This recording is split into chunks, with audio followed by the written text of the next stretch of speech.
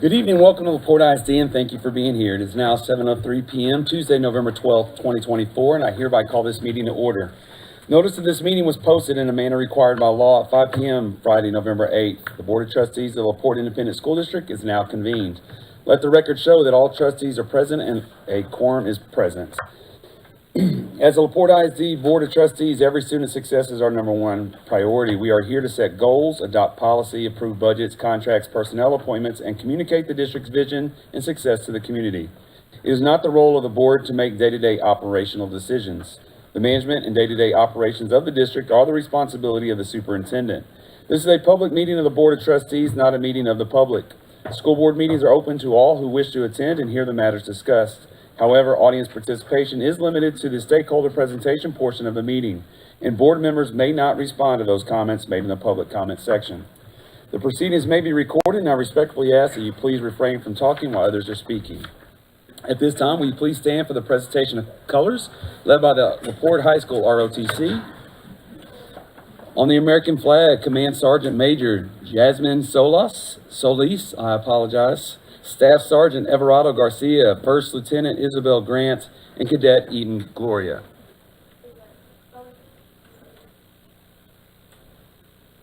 You'll join me in the Pledge of Allegiance. I pledge allegiance to the flag of the United States of America and to the republic for which it stands, one nation, under God, indivisible, with liberty and justice for all. And the Texas flag. Honor the Texas flag. I pledge allegiance to thee, Texas, one state, under God, one and indivisible.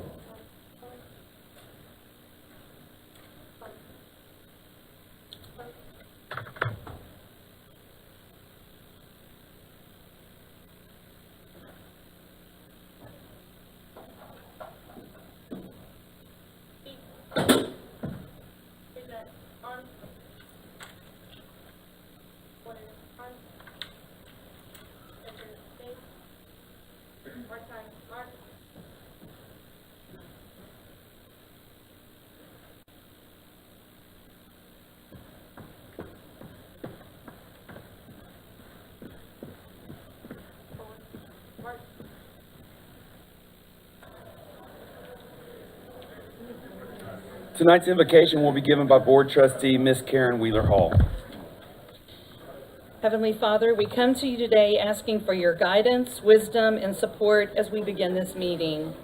We pray that all decisions made tonight would be most beneficial for the students, faculty, staff, administrators, and the district as a whole. We thank you for all of the blessings bestowed upon us each day and are so grateful for each person in this room, our faculty and staff, and the students that we serve. In your name, amen. Amen. You may be seated. We will now move to item 5, board recognition. Tonight's recognitions will be presented by Director of Communications, Mr. Adam Holland. Good evening, ladies and gentlemen. We will be entertained this evening by College Park Elementary second graders under the direction of Miss Rachel Sam. And just a little housekeeping here. As you can see, we have a full house. And so once these youngsters are done performing and getting their photos, we ask that they're going to go out this way as well as parents. This door out here will take you right back around without a bottleneck. And with that,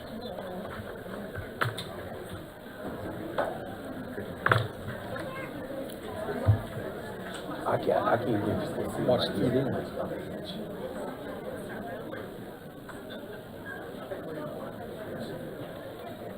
I know, I can see the TV.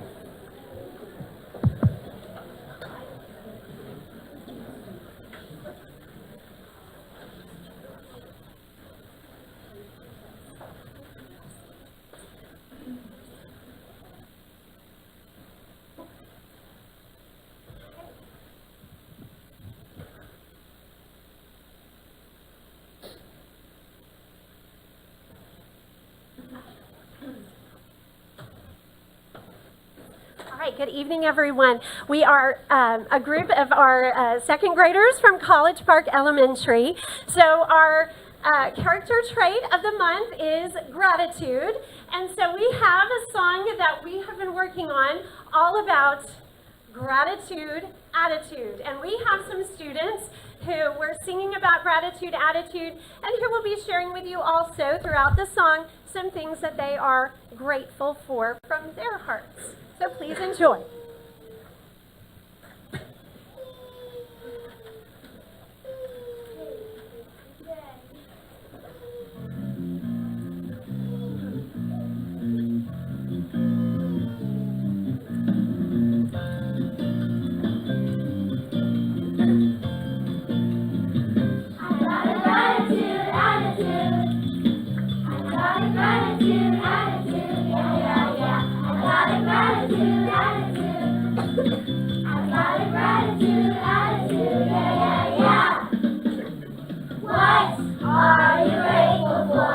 I'm grateful for my family.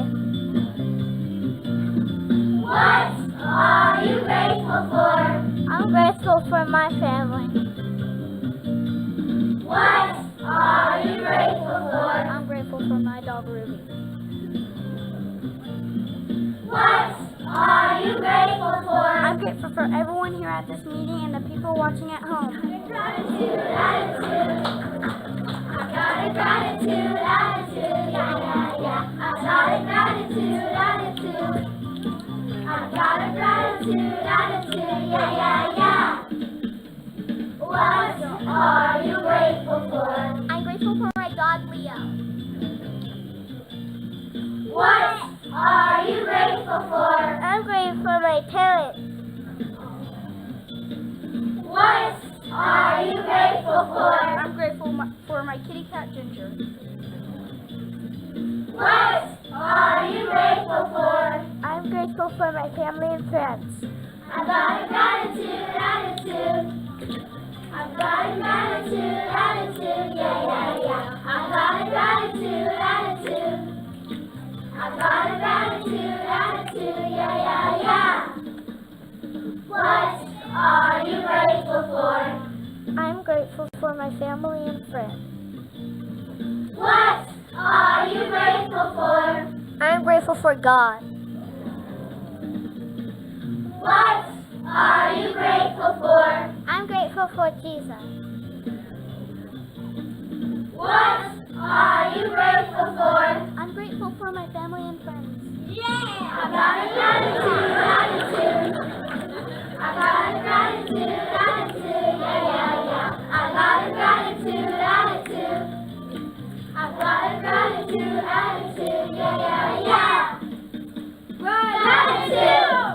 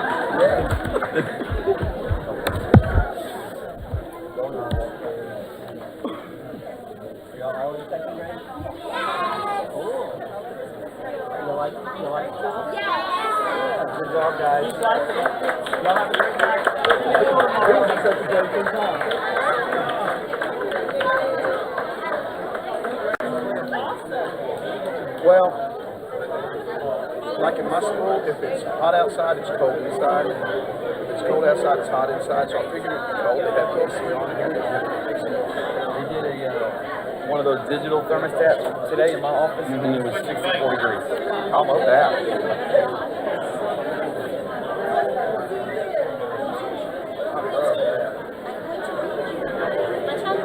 How are you doing?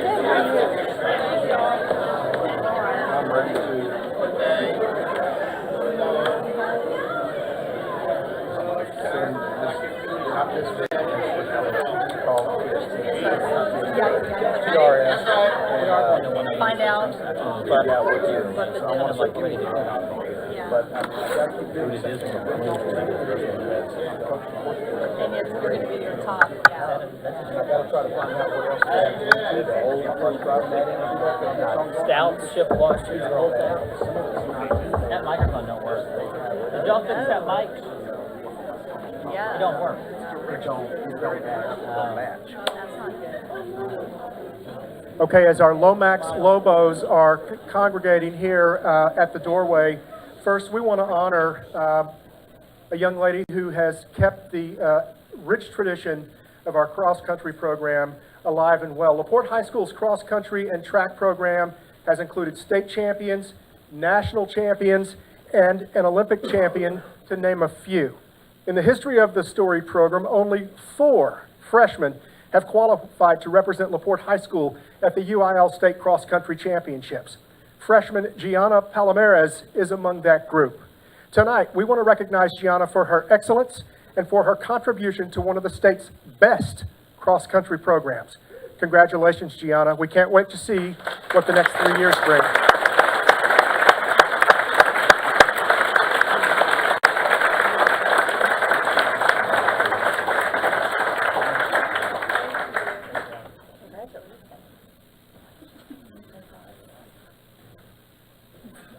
Board, I'm going to invite her coaches up. Oh, don't do that. Come on, buddy.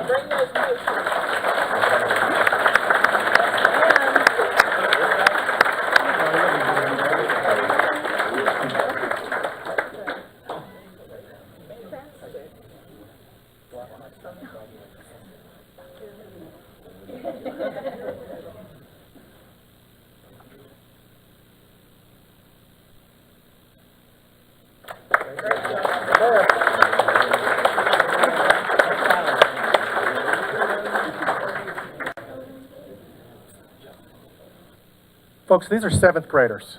7th graders. The 7A Lomax Lobos finished the football season as undefeated district champions.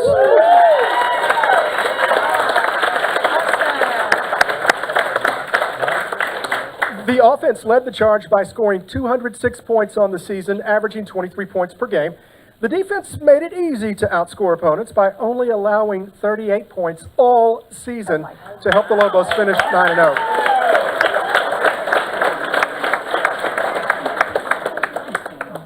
But it gets better. In the district championship, they beat Deer Park 20-13. And your 7A football Bay Area League district champions are Miko Matunin. Did I mess that up pretty bad? Madden Shipwash. Tyler Brown. Brooks Stout. Marcus Mormon. Matthew Mormon. Charlie Gale. Keegan Brown.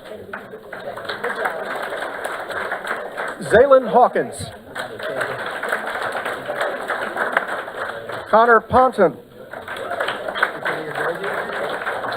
Emmanuel Olvera. Tyler Smith. Yalen Frazier. Kasai Richard.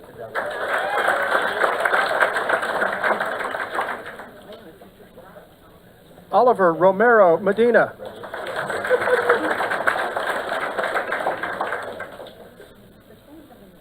Cayman Anselm.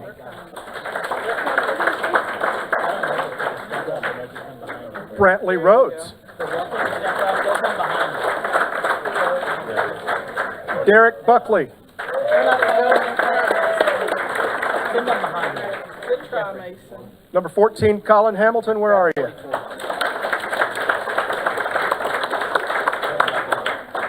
Jordan Wheeler.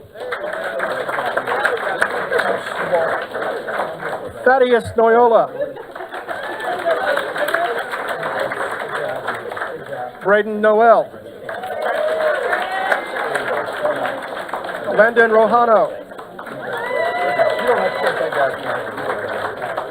Alejandro Limon Alcegueda. Josiah Jones. Wyatt Aubrey. Jason Abshire. And Braden Cummings. Your Lomax coaching staff: Alfred Irving, William Perlsey, Carl Terrebonne, Keith Wilson, and Jason Wojtek. Congratulations, Lobos.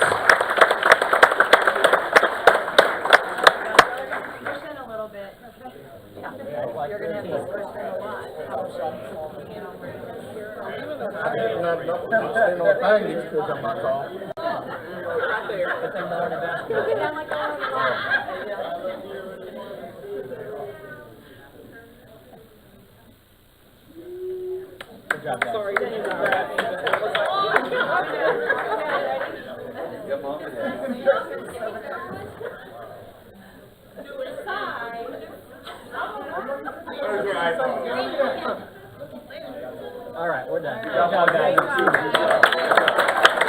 Head out for your leg.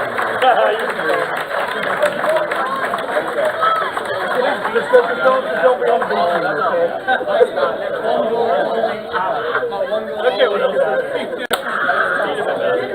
Great job. Great job. That's awesome.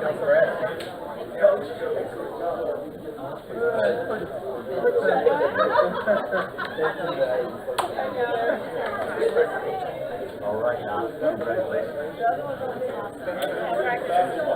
Thank you.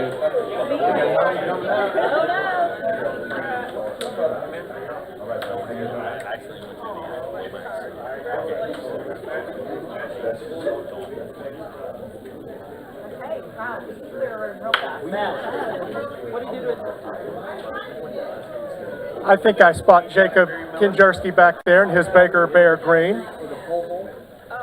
Who is Jacob Kinjerski? He's a 6th grade student at James H. Baker Middle School who truly has a servant's heart. Jacob took it upon himself to raise money for hurricane recovery in Tennessee and North Carolina by selling lemonade. In 6 hours, he raised $1,000 to send to people who were heading efforts to distribute much needed supplies. He did the same thing in 2020 when Hurricane Laura hit Louisiana. We're so proud of this young man for making such a huge difference in the lives of others.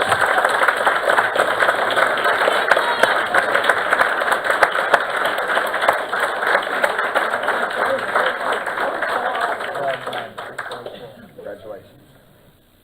Now we gotta get your footsteps. Go. Right here. Scoot on.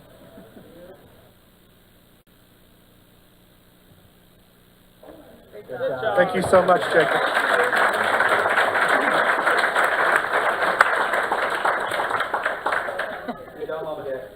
Yes. The LaPorte High School Mighty Bulldog Band has won numerous marching awards over the past couple of years, including 2 UIL sweepstakes honors. Additionally, they've traveled to every single marching performance during that time as construction of the new Bulldog Stadium continues. The band has not missed a beat. Get it?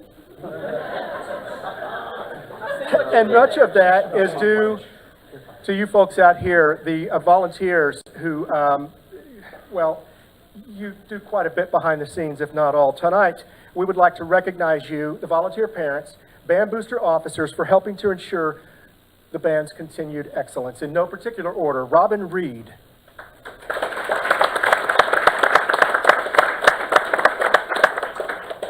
David Reed.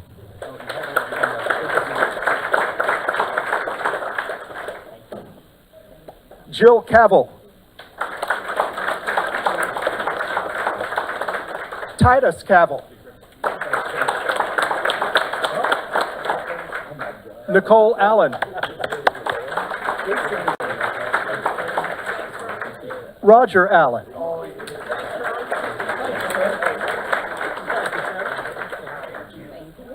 Eric Pieper.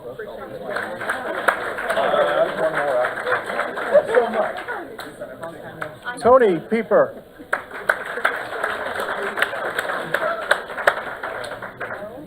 Katie Pittman.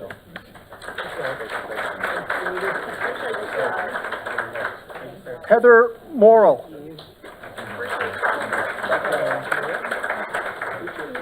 Amy Murray. Jennifer Wallace. And Cynthia Bowles.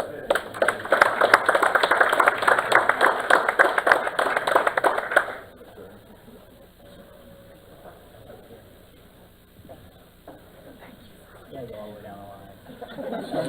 It's a long line, I'm sorry. Thanks for all you do.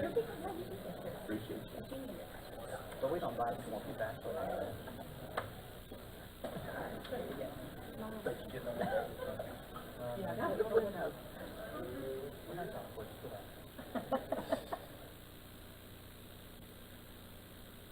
Thank you.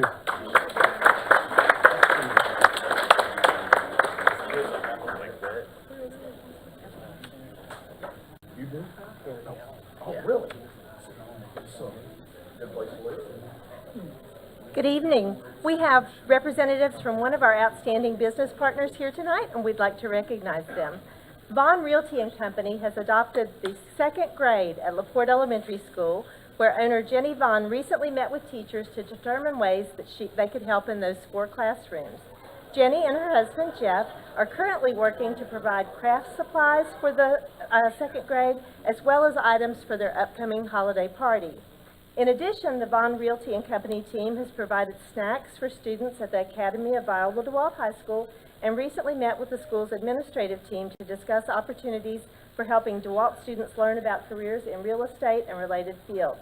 The team is also making plans to partner with the Early Childhood Center at Heritage Elementary School. We're very grateful for Vaughn Realty and Company and their support of education in LaPorte ISD. We have several representatives here today. We have Jenny Vaughn and Jeff Vaughn, the owners of the company.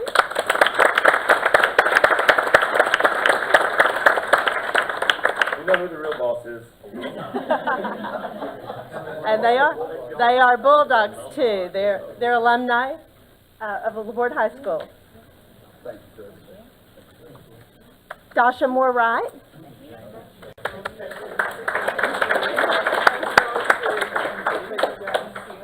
Jennifer Turner. And Liz Johnson. Thank y'all for being here.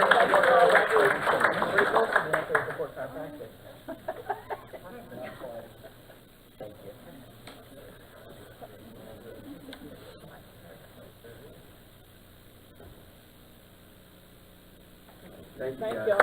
Thank you so much for all that you do.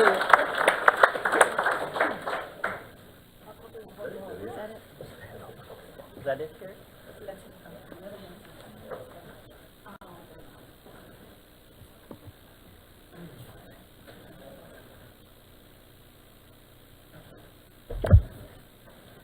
While everybody's getting reset, random fact, we're doing something for LaPorte Sportsnet, and 2 seasons, 745 days, 22 games, and 1,598 miles that we've traveled, the football team and the band, Shadows, cheerleaders for the last 2 years. So it's a lot of miles, a lot of miles.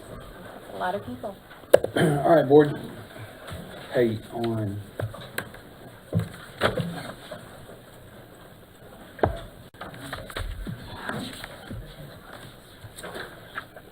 All right, we will move on to item 6, public comment. The board will now hear those who wish to make comments and who have completed and returned the public comment participation request.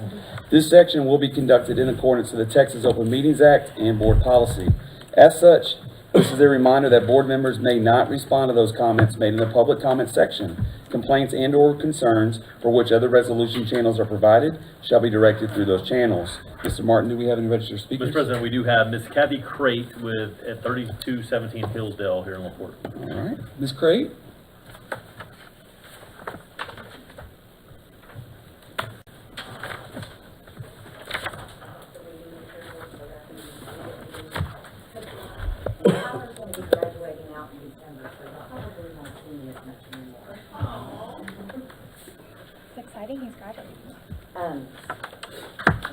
I'm just gonna read it so that I don't get distracted. Obviously, it's about program para pay. Over the summer, I went and met with Senator Mason to discuss his views on Texas Recapture Program. He is in agreement with most everybody else that it shouldn't exist, and he does everything that he can possibly do as one person, basically, to try to resolve that. He's going to continue doing what he's doing, and we should all just continue to send emails and write letters of our concerns and everything with the recapture program. He and I spoke about a couple of other things related to program parapay, which he finally understood that it is definitely separate from teacher pay, and that I'm going to get back with him on some ideas that if the districts in the area cannot find it to improve them in their budgets, that maybe the state can step in and either set some guidelines or provide funding or something that could make sense to increase the pay, move these individuals into a different category. And Mr. Chris, he mentions you by name. He has a lot of respect for you, and he appreciates the work that you do. What I'm really here to do is to encourage y'all to get into the classrooms, primarily the focus classrooms this year.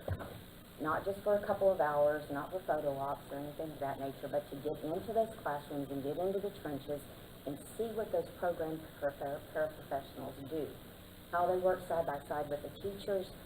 And if y'all could do this before you go back to your budget talks, it would be really, really helpful if you could see the kind of work that they do. And it is not the same as being a paraprofessional in the other positions in the district. It is extremely challenging work, emotional work, physical work. It is something that is like no other, and the teachers cannot do their jobs without it, and the students cannot benefit without them. So I just really, really, sometime between now and budget talks, if you can get in there for 2 to 5 days, you can't just go one day. The day you go is going to be the day of rainbows, and it don't happen like that all the time. You need to get in there when it is a mess. And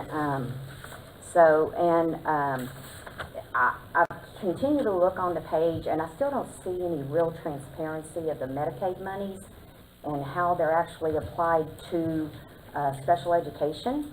It still looks like they go into the general fund. I could personally be reading that whole thing all kinds of wrong. It could be me, not y'all.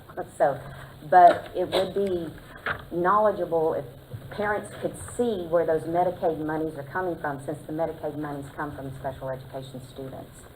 Because it doesn't appear that it's going to the needs of special education. And then I'll make it real short and I'll just wind up. Mr. Jackson, there's a paragraph in there for you, but I'll just leave that. But I watched the video yesterday about the city of LaPorte and LaPorte ISD. It was very well made, lots of good information about all the programs and things of that nature. But as typical, there's never any mention of special education. Special education students have the potential to be in the school district till they're 22. That's a lot of enrollment time. Most of these students are in a school district environment for, I don't know, almost 20 years. Some of them 19 to 20 years. But they're never mentioned. They're always an afterthought, and no one ever mentions them. When you're promoting legacy, if you could share with the world what you offer in special education, you're going to bring parents to the district, and when they're here, they're going to be taxpayers, because they're going to come and want to use transportation as part of that in their life as a special education student. So don't forget them when you're talking about creating a LaPorte legacy, because they're part of the school district. And y'all do have fabulous programs. So it needs to be shared just as important as everything else, because they too are important students in the district. And here longer than most anybody else. So, and that'll wrap it up for today. Thank you, ma'am. Appreciate it.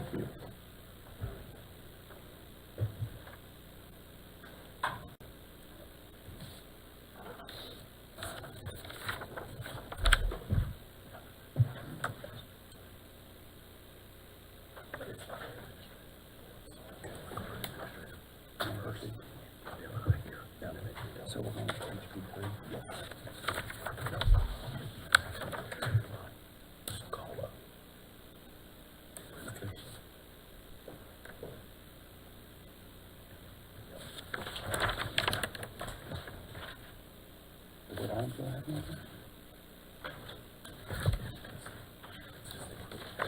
Yeah. Okay.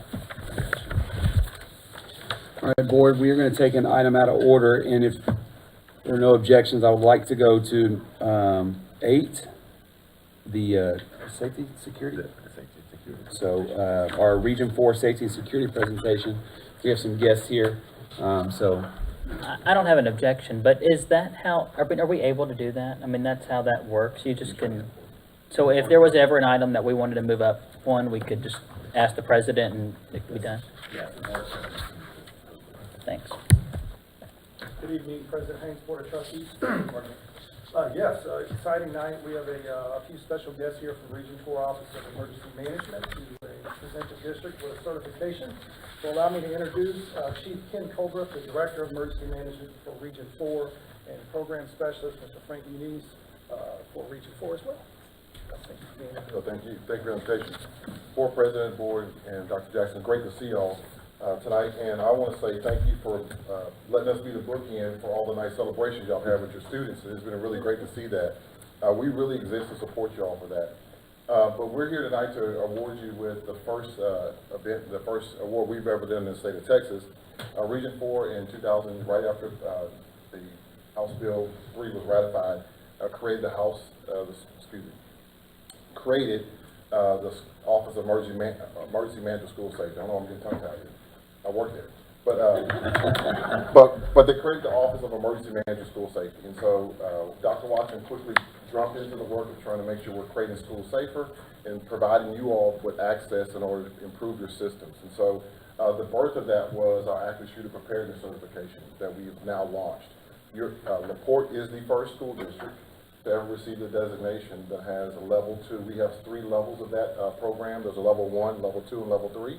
And level 1 is a full-scale exercise. Level 2 is a functional exercise, and level 3 is just a simple tabletop. And so what we do in the level 2 component is we really test whatever system your district decides that they want to go at first to really to dive in and see what they're prepared for and how they can manage it.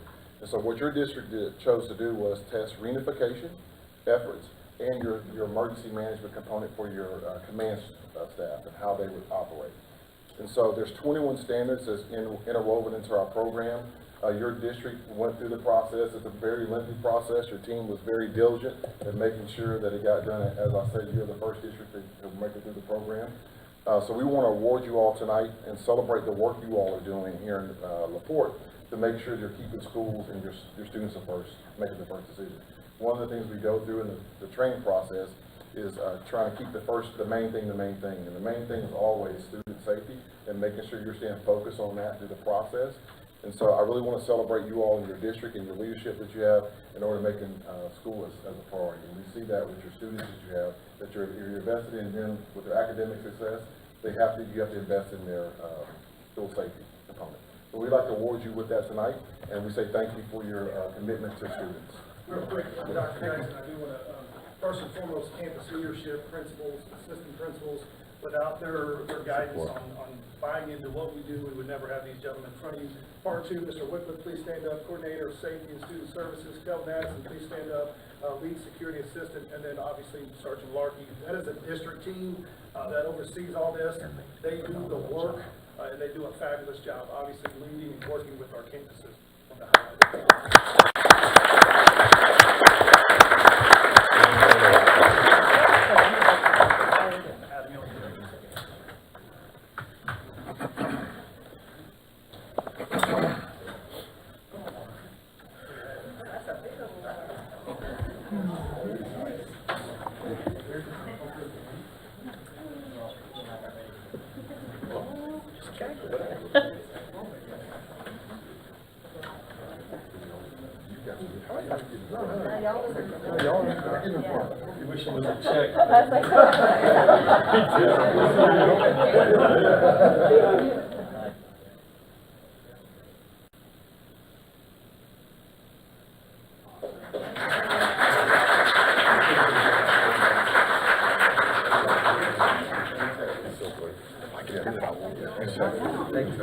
Not just in a reason, but exactly. Oh, thank you guys.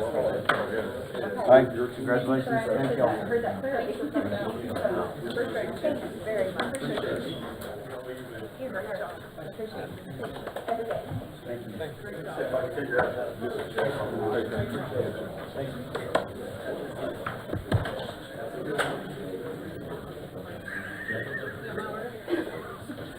Use it right now, the outcome.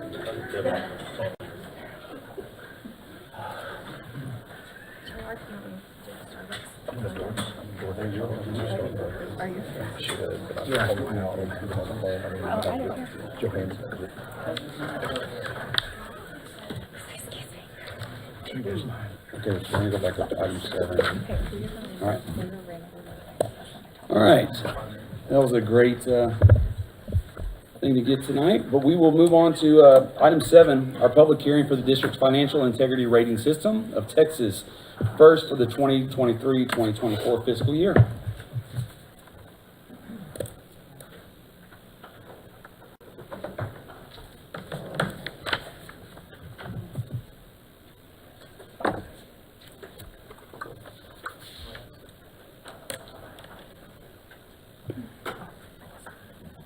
Good evening, Board, Dr. Jackson. So by law, it is required for every school district to provide their school first report rating to you and go through each indicator. That's what we'll go through tonight. So first off, what is Schools First? Schools First is, it stands for the Financial Integrity Rating System of Texas. The goal of this rating is to achieve quality performance in the management for each district's financial resources. And it was adopted in 1999, and we've been doing it every year since. There were some changes in how they scored in 2007 and 2014. So the objectives for the Schools First is to provide quality financial management, to assess it, and then also to be able to compare it between your districts and how are you doing. So, and then also, as we're doing right now, have an open report publicly to let you know on an annual basis what we scored and how we scored against other issues. So there's 21 indicators, 19 are scored and 2 that are currently not scored. They're held out in case they want to add new. I believe they added 2 new ones this past year, so, excuse me. But there's 19 indicators that they looked at, and we're going to go through those. So to pass, the district must receive a score of 70 or higher, and then also on indicators 1 through 4, you have to get a yes. So LaPorte received a 98 out of 100. So we're very, very proud of that. Last year it was a 94.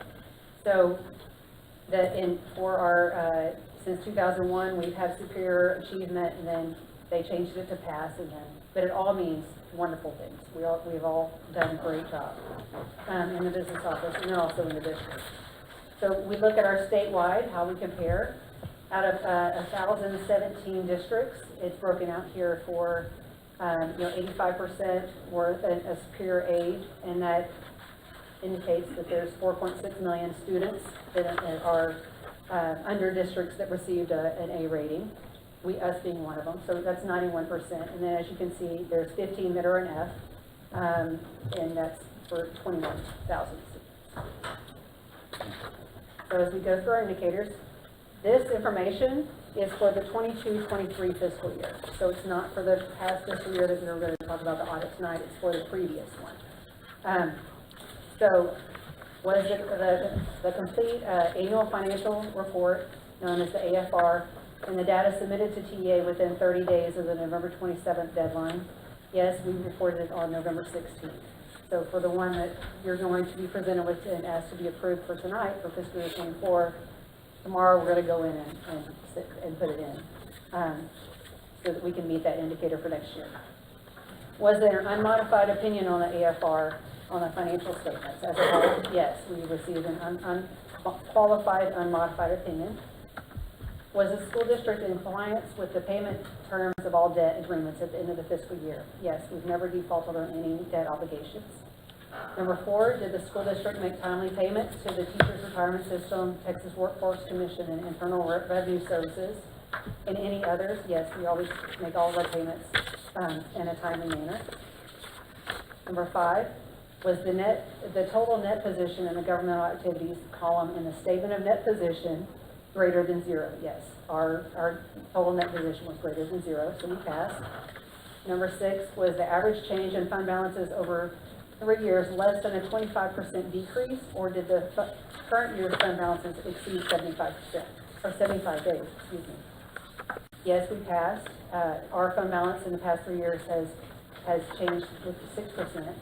So, and our fund balance exceeds 75 days. Number 7 was the number of days cash on hand and current investments in the general fund sufficient to cover operating expenditures. The highest score is always a 10. We received a 10 on this one.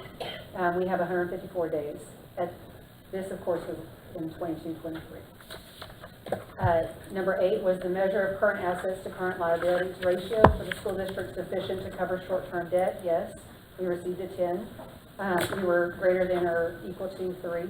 We were 3.2.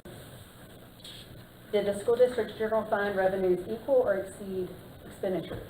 And if not, was the school district's number of cash on hand, days of cash on hand greater than or equal to 60 days?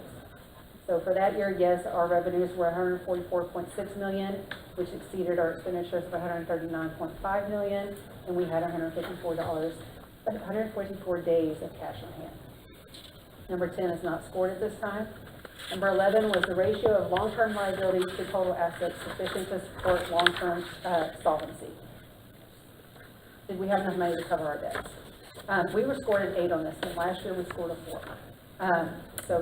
And the reason we scored an 8 on this one, you'll remember in 22-23, we paid off a lot of our debt early on our bonds. So that increased. In 23, I think that number was 8109, and now it's 6679.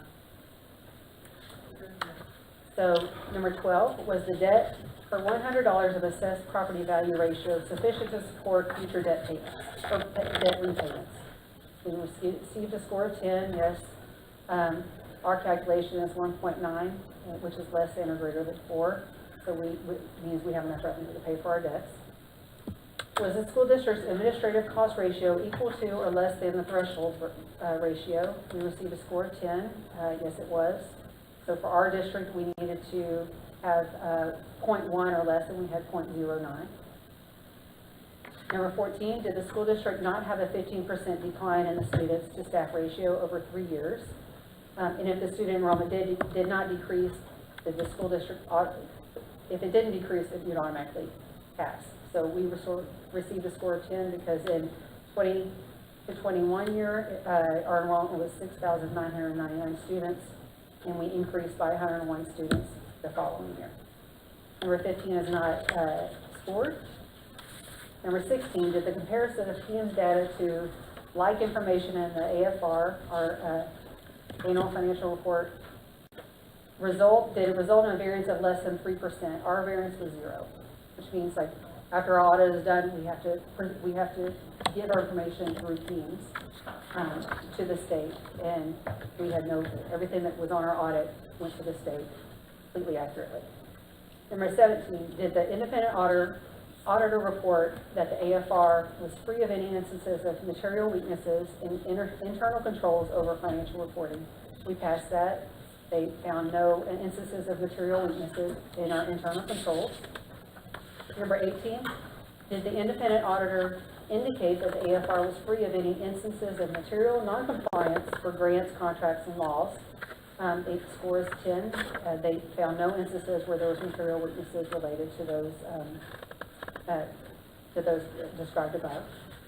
Number 19, did the district post the required financial information on its website in accordance with the applicable statute? The highest you could get was a 5 on that. We received a 5. We have posted everything that is required, and come look at our business office.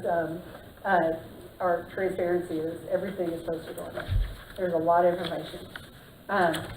Number 20, did the school board members discuss the district's property values at a board meeting within 120 days before the district adopted its budget?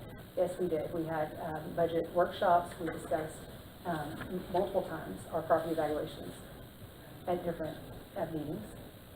And 21, finally, did the school district receive an adjusted repayment schedule for more than one fiscal year for an over-allocation of our foundation school program because of a financial hardship? We passed that. We've never had a financial hardship, so we did not receive that adjustment. So again, we scored a 98 out of 100, so that's 22 years in a row of superior rating. So thank y'all very much for your time, and Congratulations. I will let us continue Thank you. unless there are any questions. Does anybody have any questions? Good news. Okay. Thank y'all very much. Thank you. Yeah, I do. Yep.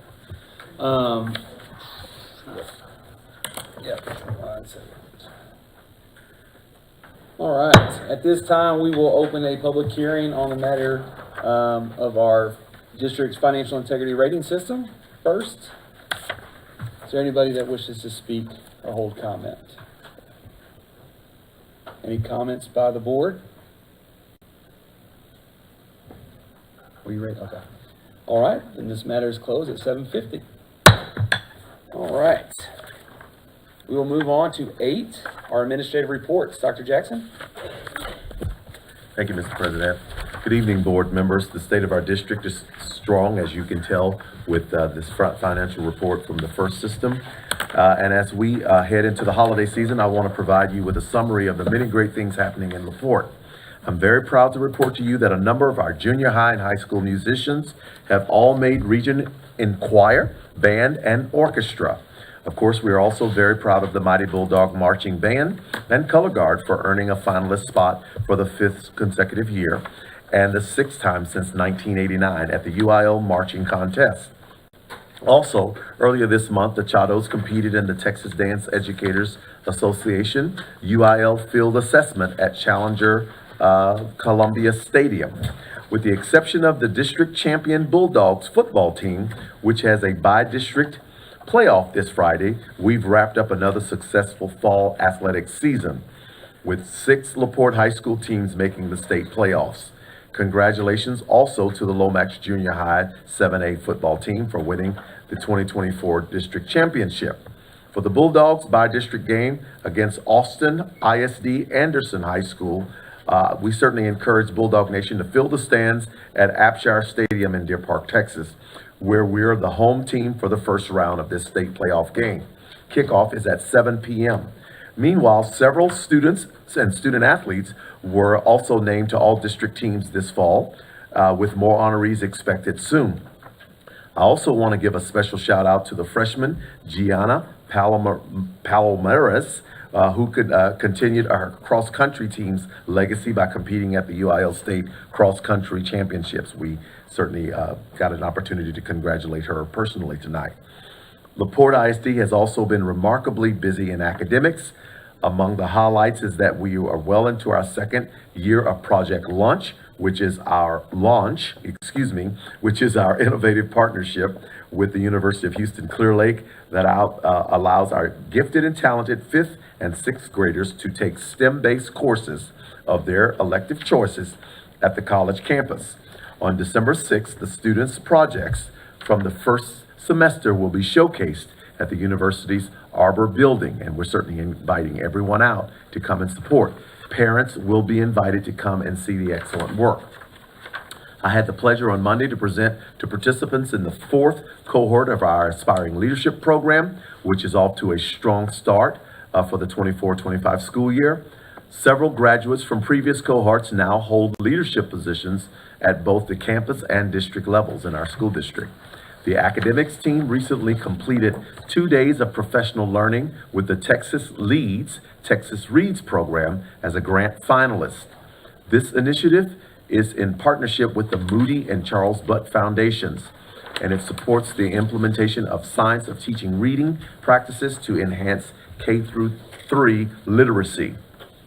On another note about professional development, district and campus leaders on Monday will continue their work with the Instructional Leadership Academy to further developing their skills. Safety and security remain paramount in the school district, and I'm pleased to report to you that we recently received a clean safety and security audit from the Texas Education Agency. This comprehensive inspection is required by state statute, and the audit covers more than 180 different safety practices and protocols expected daily in the school district. Later this evening, LaPorte will be, well, we've already been recognized now by Region 4. And again, we want to congratulate Dr. Brumley and the entire safety team, along with all of the principals and assistant principals who've helped us to accomplish this feat.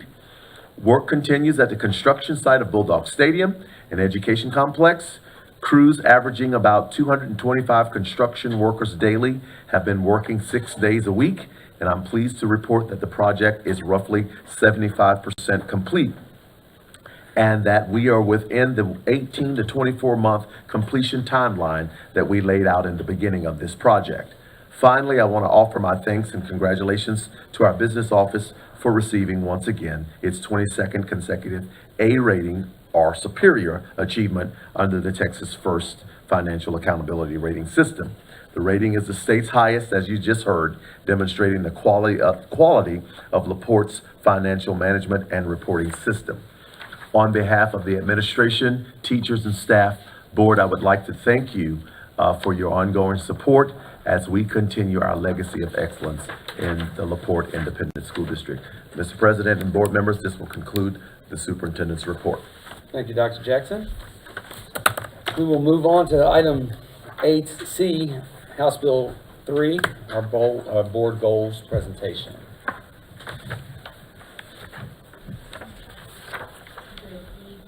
Good evening. Good evening.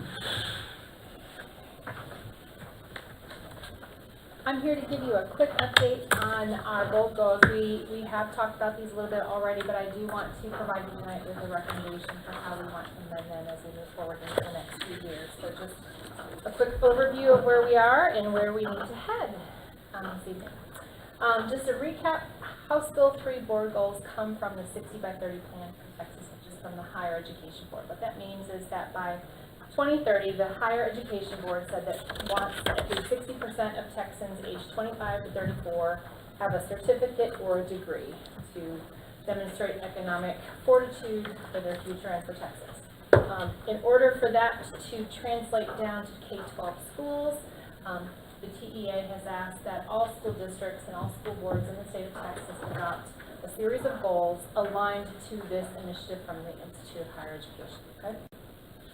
So these House Bill 3 goals must be adopted, and they must align to CCMR ultimately, but be achieving in 3 different areas. They must, we must have goals in early childhood literacy proficiency, early childhood mathematics proficiency, and college and career military readiness proficiency, so just 3 particular goals. These goals must be specific, quantifiable. They must be a 5-year deadline target, or should have annual targets that transposed throughout those 5 years, and that each goal should have 1 or more progress measures. A lot to that. But the whole idea is behind that 60 by 30 plan from the higher institution. So just to recap where we've been, in 2019 we adopted some goals, and then if you remember we had 2020, we had COVID, we didn't have any scores, and so we re-adopted some goals to start with the 2021 school year. Our goal for early childhood was that the percent of 3rd grade students at meets performance or above on STAR reading would increase from 53% in 2019, which is where we were, to 65% in 2025, which would be the end of this school year. And as you can see, we are not quite where we want to be with that. Remember, we talked a lot about how the state has assessed us differently since we developed these goals. The test for reading became a test for reading and writing during that time, and so we are not where we want to be with that goal. The current goal for mathematics is that the percent of 3rd grade students at NEET performance or above would increase from 50% from 2019 when we developed this initial goal to 65% in 2025, which will be the end of this year. And again, we're not where we want to be with these goals, but again, a lot of change has been part of where we see this continuum going. And then the 3rd goal for CCMR for college and career readiness currently is the percent of graduates that will meet the CCR criteria will increase from 57%, which is where we were in 2019, to 75% at the end of 2025. We have exceeded that goal. We're currently at 85%. And again, lots of change with the CCMR goal. In this 5-year period from 2019, they have presented 19 different ways to calculate CCMR at times. That's just been a real moving target, as we've talked about. So, as I mentioned, lots of changes or lots of things have happened since 2019. We've had changes to the assessments that we've used also for progress monitoring. So we adopted some assessments, and then those requirements from PEAC, so we had to change our assessments. And so just a lot of moving pieces with assessments and our progress monitoring. Changes to STAR, changes, as I mentioned, to the CCMR calculations. We've met the CCMR goals and targets, and then our current adopted goals, as I mentioned, expire at the end of this year. And so my recommendation is that instead of waiting another year, knowing that these goals are problematic or not where we want them to be, is that my recommendation is that we reset them for this year for the next 5 years. Start this year instead of waiting another year to reset them. So, as I mentioned, this is our recommendation. The early childhood literacy goal, as I mentioned, was increasing from 53% from 2019 to 65%. The recommended change would be that the percent of third grade students that score meets grade level or above on STAR will increase from 56%, which is where we currently are, on meets or masters, and then to 70% by June of 2020. And we're praying that STAR doesn't change in the next 5 years. With math, our recommendation is that we move from meets or masters from 50% from 2019 to 65% in June 25. That we will start at 45%, which is where we are with STAR Math, that meets level performance, and we will move to 60% by the end of 2020. And that for CCMR, again, still some changes coming with the way this is calculated, but we are performing well with CCMR, so rather than continue on with the goal that we've exceeded, our recommendation is that we move from our current system at 85% from 2024 and then take that all the way to 95% by 2029. For us to progress monitor as part of the requirement for HB3, we have to put in place a lot of checkpoints along the way. And you have a packet, a robust recommendation of progress monitoring checkpoints and data points that will monitor not only what we do at the district level, but also what each campus's goals and targets look like as extrapolated from their starting points to their endpoint. With that, with early literacy, we have progress measures in kinder, first, and second as part of our recommendation. We are using circle progress monitoring data points for on track for measures for grade level, and then map fluency for grades 1 and 2, meeting grade level expectations there.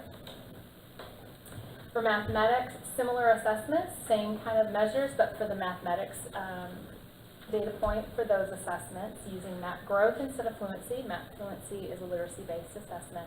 Map growth will allow us to track that math piece for first and second grade. And then the biggest change for us is looking at how we're going to progress measure our CCMR. When we talk about college readiness, that starts way before high school, as these goals represent, right? It starts all the way with early literacy. So we're adding some progress measures at the junior high level to ensure that we're tracking readiness, so that when students get to the high school and they're ready to take SAT, that we have been progress monitoring their progression toward that success. And so starting in grade 6, we will start looking at their math growth scores in math and reading, and there is an on track to SAT readiness success.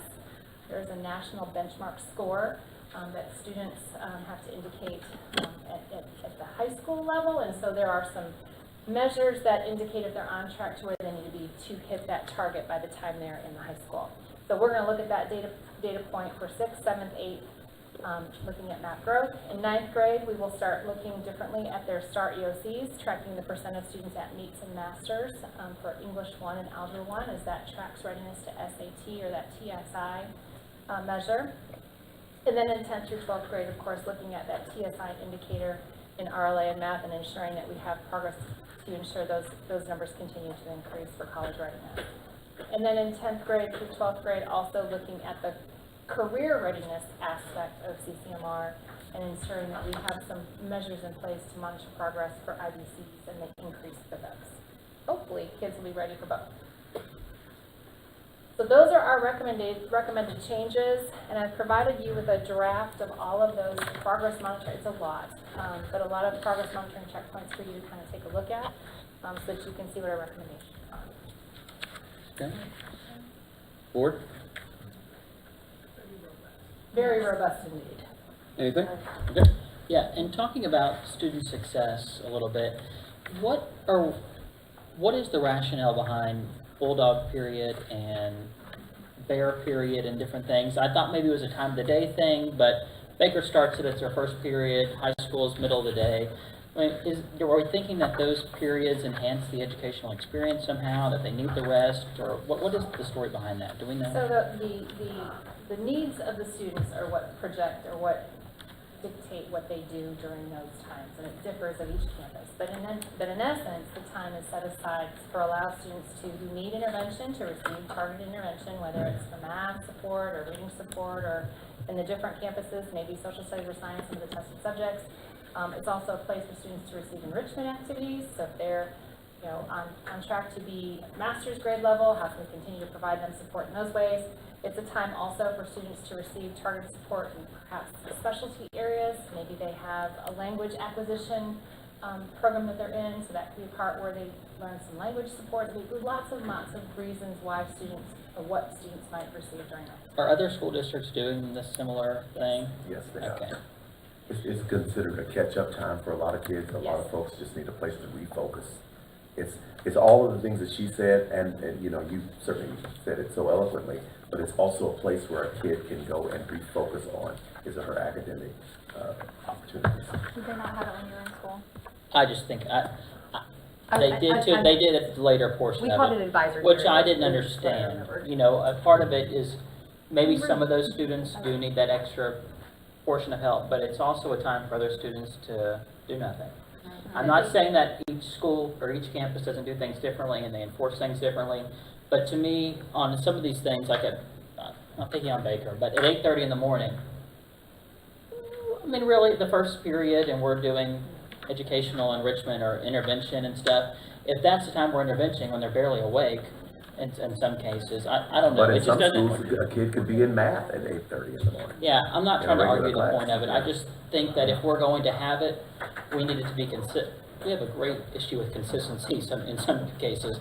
We need to be consistent that our staff and our teachers are making sure that they're getting full use of that program, because to my knowledge, some are and some are lacking it severely. So if we're going to do it, then we need to make sure we're doing it right. Yes, is because my I know point of when that. I was at the high school, it really, and when my daughter was in Bulldog period, it was, I mean, really, it was traumatic. She had a really bad experience in there because there was no control. The teacher doesn't have a relationship with the students because and I don't know how it's set up now. It may be different. I left. I would go to school. But there was High school. this lack of, you're in there for 20 minutes, you don't know the teacher doesn't know you, and there was very, very little that was accomplished. So I hope that has improved, because I think I was really ready to just go up and say, can we just get her out of there? Because it was not a good experience. I would say that there's a lot of success happening on all Good, our campuses in good. the intervention period. I think that, it's always a challenge when you have, one-offs, two-offs, or, different things. You're trying to meet the needs of a lot of students. It was just really an diverse way. uncontrolled time across the campus, and so, and It's at been the high refined school a little level, bit. I think it's it's just been different refined, than when yeah. you're talking about like junior high or whatever, but, at the high school, they were just everywhere, and so I'm hoping that's changed. I mean, I haven't been there to see it, so. It is absolutely changed. Okay, great, that's wonderful. 100%. Yay.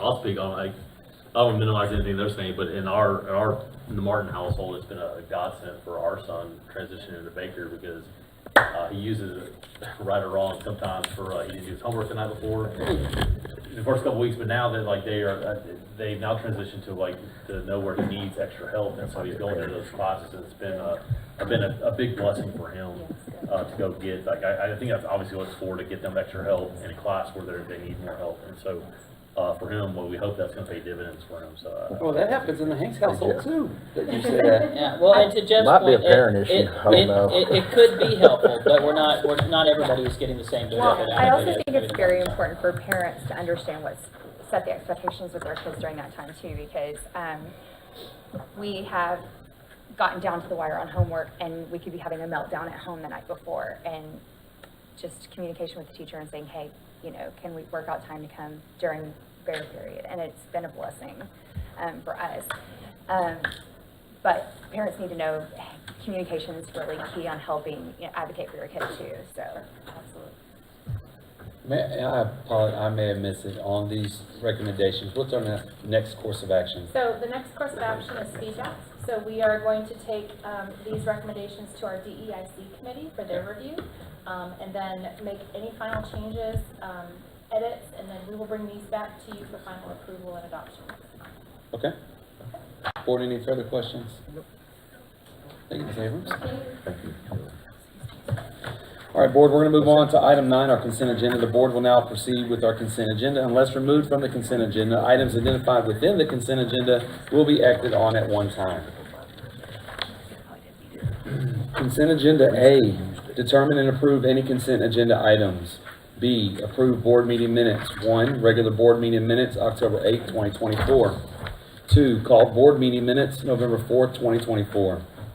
C, receive principals reports, Early Childhood Center. 2, Bayshore Elementary. 3, College Park Elementary. 4, Heritage Elementary. 5, Jenny Reed Elementary. 6, LaPorte Elementary.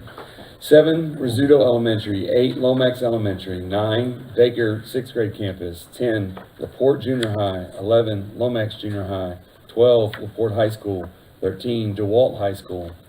D, receive financial reports for September 2024. Pull, please. E, receive human resources report. F, receive quarterly investment report. G, approve budget amendment. H, approve employment of professional staff. I, approve pool of firms selected to be assigned potential contracts for construction, related professional services, and authorize the superintendent or designee to negotiate and execute any resulting contracts. J, adopt a resolution number 2024-16, amending the amount of committed fund balance for the year ended June 30th, 2024. Okay. Can you please read back our consent agenda? Mr. President, item for consent approval at this time are item A, B, C, E, F, G, H, I, and J. Thank you. I seek a motion to approve our consent agenda. So moved. Second. Second by Mr. Perez, and we will vote. Our consent agenda is unanimous. Thank you, Board. With that, we will move on to item D. Mason? Ms. McDowell, the only question I really have is if, maybe after this board meeting, I'm really not too sure about the Medicaid funds or Medicare funds that Ms. Craig's talking about, and if it's been answered, I apologize, just re-forward the email maybe. But if she hasn't had clarification on it, maybe if you could explain it to us, or if someone could explain to us where those funds go, where the fund money comes from, and send it to us, and then maybe someone can reach out to her. But I'd like to at least know what's going on. I have it on my list for tomorrow morning. Oh, I'll have something for you. thank you. She's not the only parent that asks. Okay. Yeah. Absolutely. Is that it? Thank you. Yeah, that was all I had, thanks. Any other Just didn't know where else to pull it. Thank you. Okay. I seek a motion. So moved. A second. Now, Ms. Crusher, a call for the vote. It does pass unanimously. Thank you, Board. We'll now move on to item 10. Our action and/or discussion items. A, approve annual comprehensive financial report for the year ended June 30th, 2024.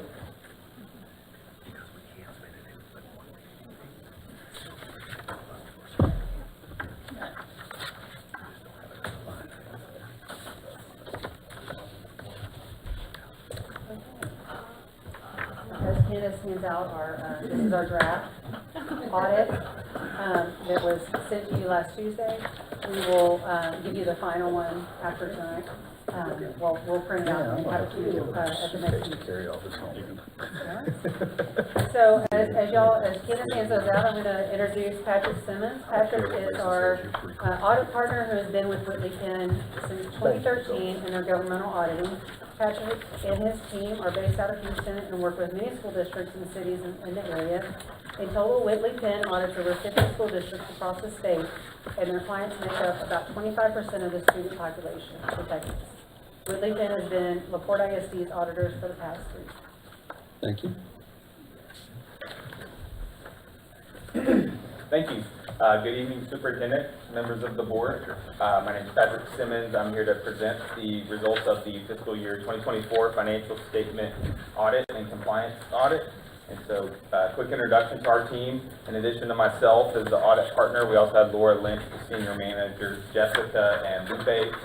Lupe is another partner on the engagement that serves as a quality control reviewer on the final report before it goes out. So it's been through the process already. But if you recall, I believe during a budget workshop earlier in the year, we came out and kind of gave the rundown on what we do in these steps here. And in the summertime, we look at your internal controls, meet with all your different departments, do a lot of the federal compliance testing at that point. And we listen to all the controls that y'all tell us y'all have in place, and we look at your policies and procedures, and then we test those controls and just make sure they're operating as you plan them to be. And then we come back at year end once you close the books, and we substantiate all the material balances and all the work that goes into the final report to produce an opinion. There's a few different kinds of opinions we can provide, with the unmodified opinion being the highest level of assurance or clean opinion. And so I'm happy to report an unmodified opinion on the financial statements. We didn't note any internal control findings or any findings over compliance. And then also on your federal single audit report, so this year the major programs were ESSER and the special education cluster. And so those are rotated each year based on risk and if one of the large ones hasn't been audited in recent years. And so might be the last year we pick up ESSER, and then next year maybe Child Nutrition Title I. Those are usually the big ones. But unmodified opinion, no findings with compliance, no internal control matters to report. And so with that, that's great news. I want to just give a shout out to your finance team, Stacy and George, and they do a great job of getting us everything we need in a very organized, timely fashion. Definitely have this report really done way ahead of time, and now just down to a few formatting things to fix up that I should have caught before, but it's in great shape, and so we're happy to get that issue. But I do have a few high-level financial statement items here to go through. And so the first thing is the statement of net position. And so this statement, governmental accounting has this statement as the accrual basis of accounting, similar to a corporation. So this is different from how you budget every year. This is going to include your long-term assets, long-term debt, pension and other post-employment benefit liabilities and the related amounts.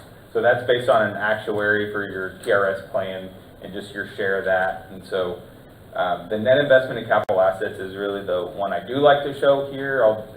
It just shows that the money that you're spending, the bond funds, they're going back into the district, and you're seeing that increase. And so it's kind of like your position on your house. It would be negative if you were upside down on your house. So it's good to see that your capital assets are higher than your debt, in short. And then your restricted net position, basically your child nutrition funds and your debt service funds, and then everything else goes into unrestricted. And I'll also say it's not uncommon to have, we see a lot of districts with a negative unrestricted portion here due to the pension and OPEB liabilities. And so y'all do have a positive, but I wouldn't rely too much on that number there or worry about it. So the fund financial statements on this next slide are really the ones that you budget on and pay attention to the most. So your general fund had a decrease in fund balance of about $4 million this fiscal year to an ending fund balance of $61.4 million. And then the debt service fund had an increase in fund balance of $5.4 million, so reserved to pay the debt as it comes due. And then the capital projects fund had the increase of $93.6 million due to the bond issuances, so ending the year as of June 30th with $100.4 million in fund balance. And then the rest of your non-major governmental funds are mostly going to be your child nutrition and all your other grant funds that in your activity fund, but most of that fund balance there is going to be the child nutrition fund, and the rest of them really kind of net to zero or tend to net to zero over time. So the net change in fund balance is just a slight decrease. And then here's a side-by-side of the general fund revenues from 24 to 23. So you can see that property taxes this year made up about 84% of your revenues, and which is really pretty consistent with last year at 86%. State aid both at 3% both years, so not much change there, which isn't always the case. Then on the expenditure side, you can see that the instruction made up 47.9 million, and I'm missing the percentage there, but it's about 60%, I believe. And then skewed with the recapture. So recapture is the big one in green, the 25 million. So out of the $89.7 million in property tax revenue, 25 million went back in recapture there.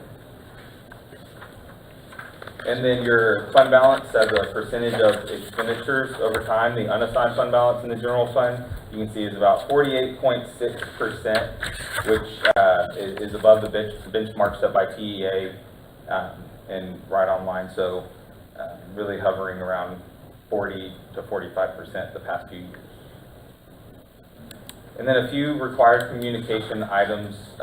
We issue a separate letter that goes through all these in detail, so I won't spend too much time on these, but the one I will highlight is that we didn't identify any material misstatements when we reviewed the financial statements.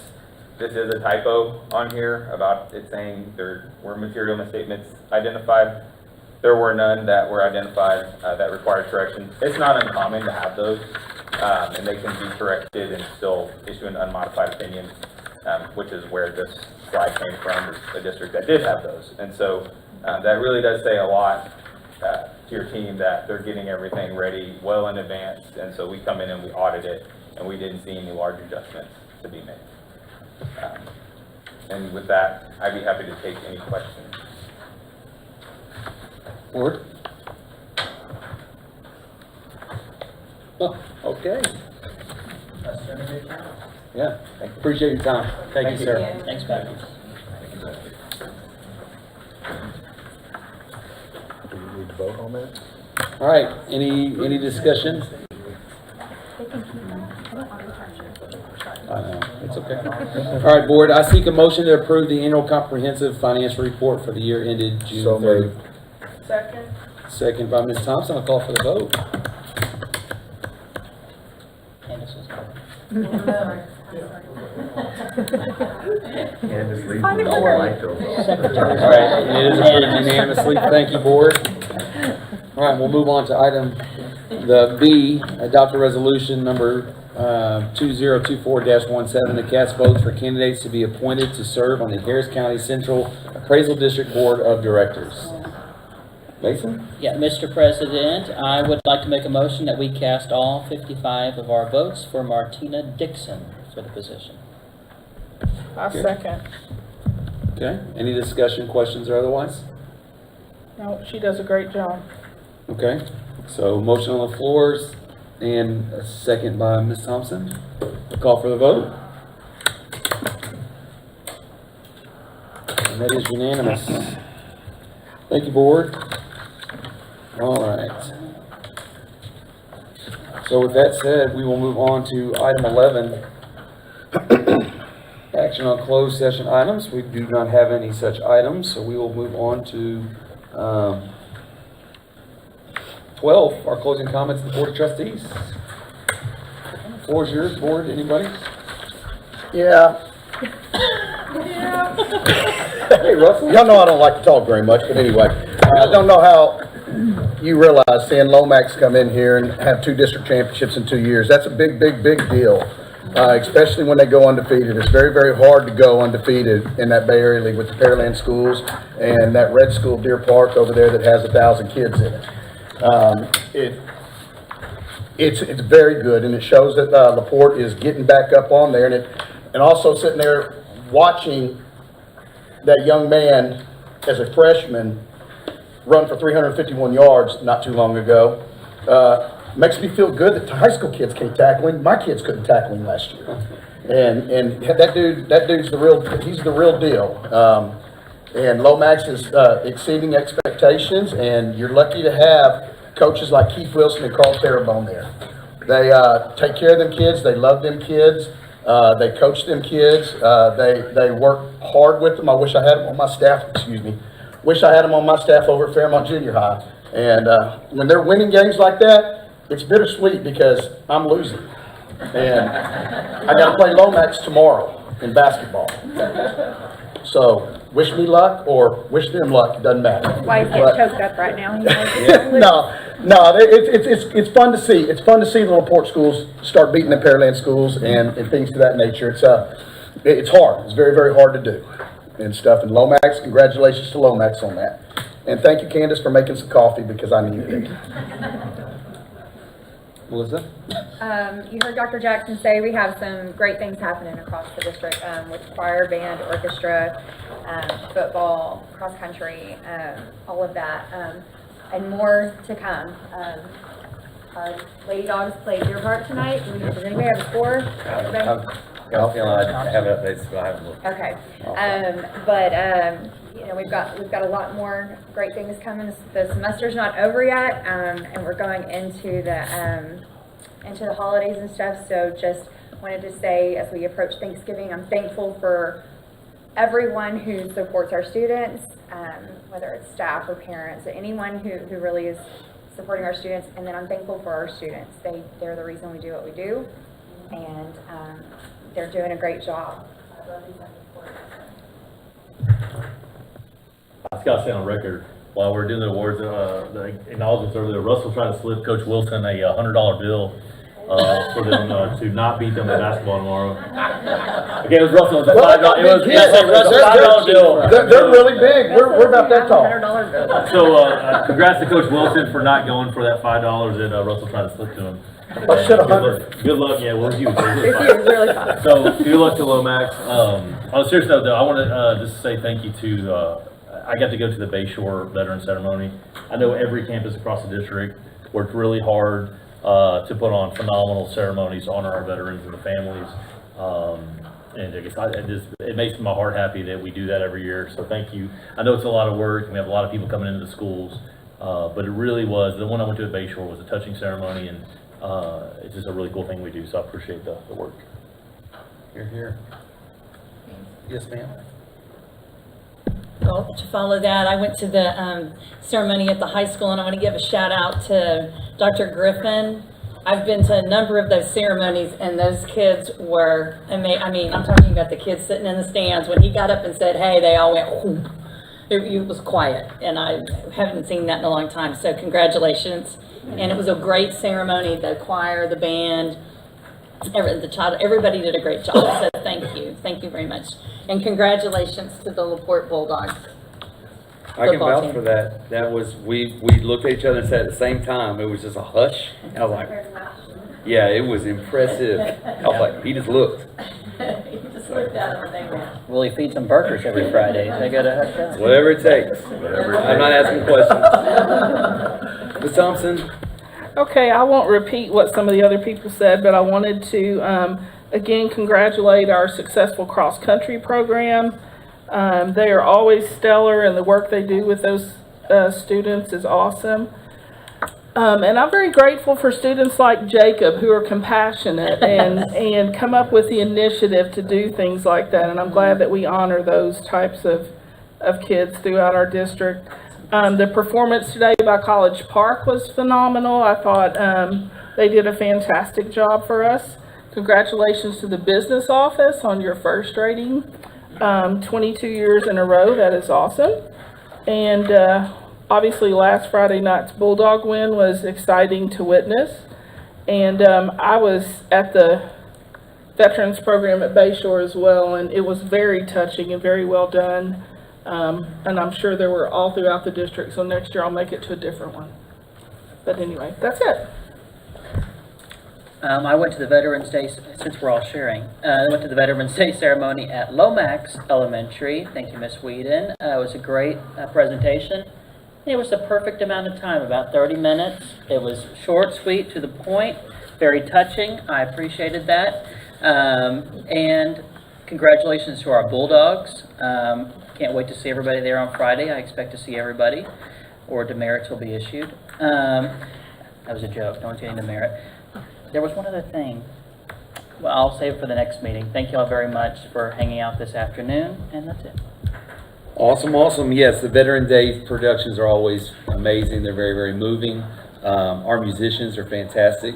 The high school choir, when they're that close to you and singing, I mean, it gives you chills. They do a remarkable job. I want to say I am uber proud of the Bulldogs. Obviously, I'm so excited for them. But I'm just as proud of us getting that TEA recognition today on the award for security. That's been such a big point of emphasis, and we get to have a lot of conversations behind closed doors, so we know the amount of work that's being poured into that project. And as they said, we're one of the first in the entire state of Texas, and that says a lot. The commitment, but the leadership and the guys and ladies that are boots on the ground to get that done. So kudos to you. We appreciate that very, very much. As much as the Bulldog wins are exciting, you're seeing that reemergence, and you're noticing, Doc and I were talking about the number of people that are in attendance and the energy that you feel now. And now you're starting to see the crowds travel. It's great to kind of see the old school kind of come back. And it's bled into homecoming. I don't know if that was a record turnout for homecoming. That was packed at the Student Center this past week. Our senior sunrise. 615 tickets for sold. Yeah, I mean, we haven't had those type of numbers in a while. The senior sunrise this year, I know that was a record turnout, but you're starting to see in all of these activities, you're starting to see the people participate and really being passionate about it, and that's what it's about. So I hope that continues. I think that the kids make it real easy to get behind them, and again, we appreciate all the work of every member of this school district that does what they do to make it successful. So with that said and all the matters discussed, I do hereby... Can I say, I'm sorry. Yeah, no, go ahead. I'll be remiss and I'll forget next month. I want to say thank you to Cade at the high school. So you guys know we have we talk about helps mentoring, and so it's been a program that we've grown every year, and we have more and more kids that the counselors and the schools send to us to be a part of the program. And just to be honest, we kind of struggle to keep up with the amount of volunteers to serve those kids. So we met with Cade this week, and he had some ideas on how we can get some students involved in helping to service. It's very similar to PALS, right? Yeah. And so, as a former PAL, we wanted this kind of thing for a long time. And so, I'm really excited that you met with us and agreed to this. I think you're going to be very impressed that these kids are going to be helping out mentor other students in the district. And so, I thank you, Dr. Jackson, for allowing that to happen. Thank you, Cade, and all the teachers and everybody that are referring those kids into the program. So, big things are happening in LaPorte, and we're very